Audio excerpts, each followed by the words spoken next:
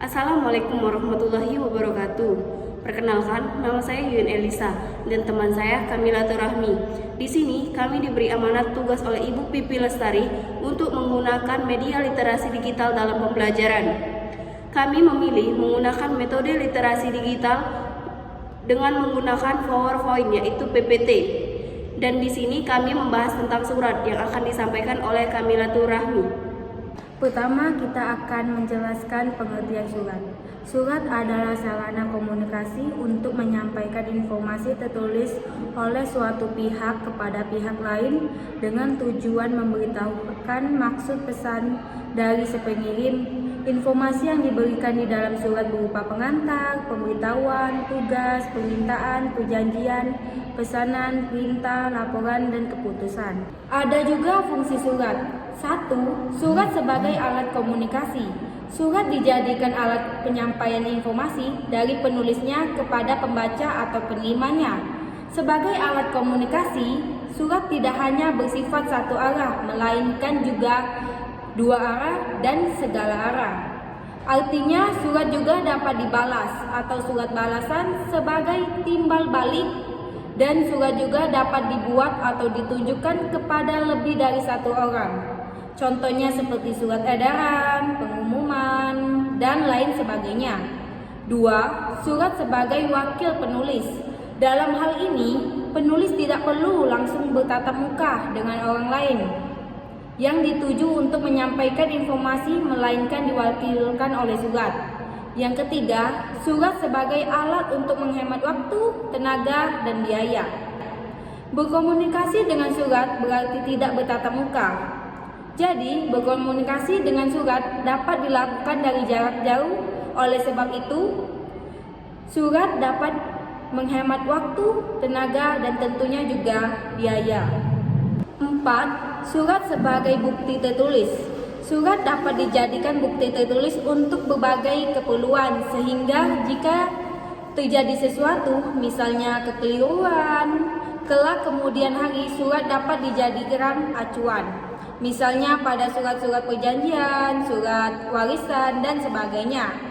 Segala jenis surat juga dapat diabadikan atau diarsipkan untuk kepentingan-kepentingan lain kelak kemudian harinya. Adapun bentuk surat. 1. Bentuk setengah lurus, yang telah ada contoh gambarnya di PPT kita. Surat yang berbentuk setengah lurus disusun dengan aturan semua bagian surat diketik mulai dari margin kiri yang sama. Batas-batas bagian surat diketik dengan menambahkan jarak 5 ketukan, dan setiap paragraf baru dimulai pada margin yang sama di antara paragraf yang satu dan yang lainnya berjarak 1 spasi. 2. Bentuk lurus. Bentuk lurus pada dasarnya hampir sama dengan bentuk lurus penuh. Bedanya terletak pada pengetikan tanggal surat, nama jabatan, tanda tangan, nama pengarang, dan NIP. Salam penutup semuanya terletak di margin sebelah kiri seperti contoh yang telah kita berikan dalam PPT tersebut. Ketiga, bentuk lekuk dan gerigi. Bentuk lekuk dan gerigi atau indent style, yaitu setiap paragraf diketik agak menjorok ke dalam. Paragraf yang satu dan paragraf yang lainnya tidak perlu berjarak seperti contoh yang telah kita tampilkan juga di PPT tersebut. Yang keempat, bentuk surat resmi Indonesia Lama. Bentuk surat resmi Indonesia Lama yaitu penulisan alamat surat diketik sebelah kanan dan di bawah tanggal surat. Telah terpapar pada gambar, itu adalah bentuk surat resmi Indonesia Lama. Yang kelima, bentuk surat resmi Indonesia Baru. Bentuk surat resmi Indonesia Baru merupakan variasi bentuk setengah lurus, dan bentuk resmi surat Indonesia Baru bedanya dengan bentuk setengah lurus terletak pada penulisan salam penutup yang berada pada margin kanan yang serta dengan penulisan tembusan. Seperti yang kita lihat pada contoh gambarnya, itu adalah bentuk surat resmi Indonesia Baru. Di sini ada bagian-bagian surat. Kita harus tahu apa itu bagian-bagian surat. Bagian-bagian surat terdiri dari 12. Yang pertama yaitu ada kepala surat atau kop surat. Yang kedua ada nomor surat. dan yang ketiga ada tanggal surat, keempat itu ada lampiran surat, dan yang kelima hal atau perihal, yang keenam alamat dalam surat, yang ketujuh salam pembuka, dan yang ke-8 itu isi surat yang terdiri dari alinea pembuka, alinea isi, dan alinea penutup. Yang ke-9 salam penutup, dan yang ke-10 pengirim surat, ke-11 tembusan surat, dan yang kedua 12 inisial. Itulah dari bagian surat yang harus kita perhatikan dalam pembuatan surat. Penggunaan bahasa Indonesia dalam pembuatan surat. A. Kata yang baik atau baku. Penggunaan kata-kata dialek yang belum dikaji kebenarannya tidak dibenarkan. Penggunaan kata-kata gimana, ngapain, kenapa, entar, bikin, dan yang semacam itu termasuk tidak baik. Padahal kata-kata yang dianggap baik adalah bagaimana, mengapa, nanti, memberi, membuat. Sebagian kata yang baku dapat dilihat sebagai berikut.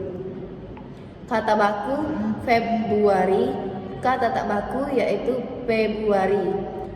Kata baku pertanggungjawaban, kata tak baku pertanggungjawab. Kata baku November, kata tak baku November. Kata baku pikir, kata tak baku yaitu fikir. Itulah penggunaan bahasa Indonesia dalam pembuatan surat. Selanjutnya yaitu B, kata yang lazim.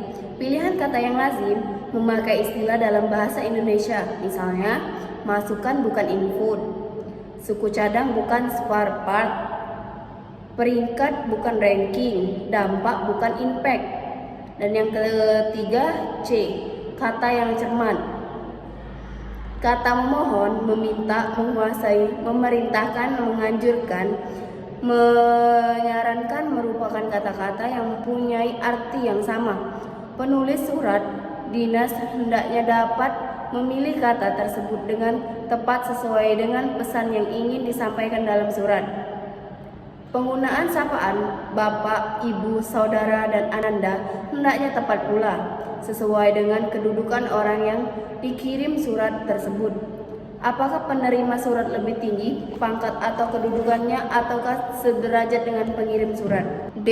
Ungkapan idiomatik. Unsur-unsur dalam ungkapan idiomatik sudah tetap dan senyawa. Unsur-unsur itu tidak boleh ditambah, dikurang, dan dipertukarkan. Yang termasuk ungkapan idiomatik antara lain sesuai dengan, bertemu dengan, terbuat dari, dan luput dari. E. Ungkapan yang bersinonim. Ungkapan-ungkapan yang bersinonim atau berarti sama sebaiknya tidak digunakan sekaligus. Contohnya yaitu sejak dan dari, tidak digunakan sekaligus. Yang kedua adalah dan merupakan, tidak digunakan sekaligus. Jika digunakan maka akan terjadi pemborosan kata dalam pembuatan surat. Baiklah, inilah penyampaian materi kami. Cukup dan sekian dan terima kasih. Kami akhiri. Wassalamualaikum warahmatullahi wabarakatuh.